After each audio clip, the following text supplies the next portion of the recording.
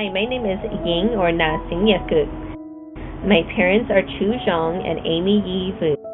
They had me on July 14th of 1990 in Merced, California. I have 6 brothers and 3 sisters. I am the 9th child out of 10.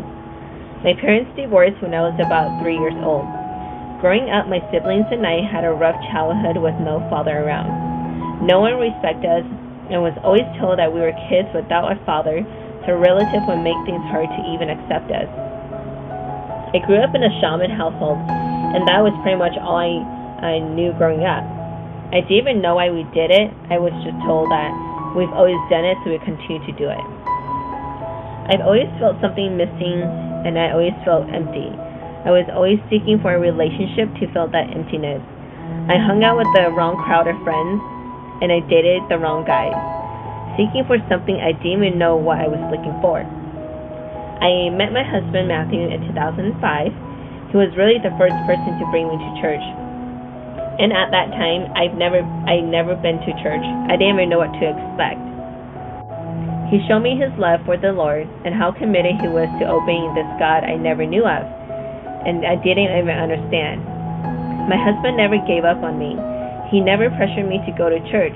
He wanted me to come on my own and make my own decision as it was not his. He knew I was a non-Christian girl and I came from a broken home, but he never gave up on me. It was not an easy road for me. I would always go back and forth to my family when they did shaman ceremonies, and I would participate in hand tying and blessings. I did it because my family was everything to me, and I didn't want them to be disappointed in me. I couldn't come into terms that one day when I accept Christ, I would never see them again in the afterlife, because that was what I was taught growing up. I was so caught in my own conflict of what I really wanted to be my faith, either my family's faith or my husband's faith. And then that's when I had an awakening call. I dreamt that God was flooding the world again. Trees and bushes were on fire.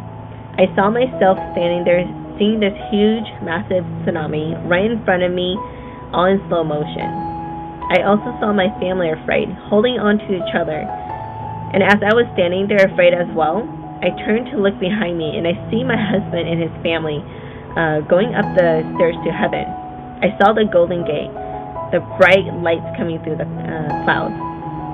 I hear my husband telling me, "Let's go, we have to go now." And I remember I was holding onto my mom's hand so tight, telling her to listen to me and to go with me and not let go. But while I was saying that to her, I looked into her eyes and they were black. And eventually I noticed that she was not even there anymore. As she turned away, she let go of my hand. I was going up the stairs with my husband, and the stair was starting to disappear further and further away from my family. Eventually, they end up disappearing. I woke up from that dream in tears. I didn't understand why God would take me away from my family.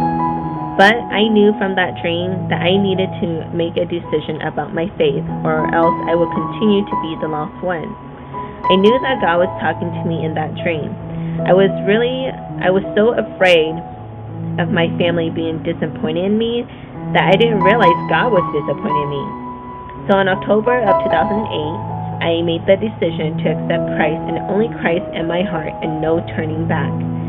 From that moment, I stopped attending family function that involves in shaman ceremony or anything that jeopardized my faith with the Lord. And I am just so grateful that my family respect my decision. I have gotten to know many sisters in Christ who never stop praying for me, gather with a group of ladies on a Tuesday night to keep me accountable. I have godly, loving in-laws who encourage me to never stop searching for the Lord. God has been so good to me.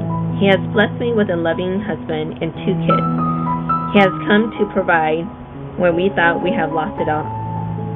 He has healed and done miracles, brought my husband back to completely healthy from his stroke.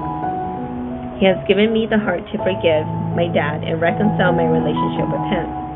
I recently found out that my dad has been confirmed to have throat cancer. I was in shock. I was so hurt, like, why, God? But I knew that God was giving me this opportunity to show His love to my dad and my family.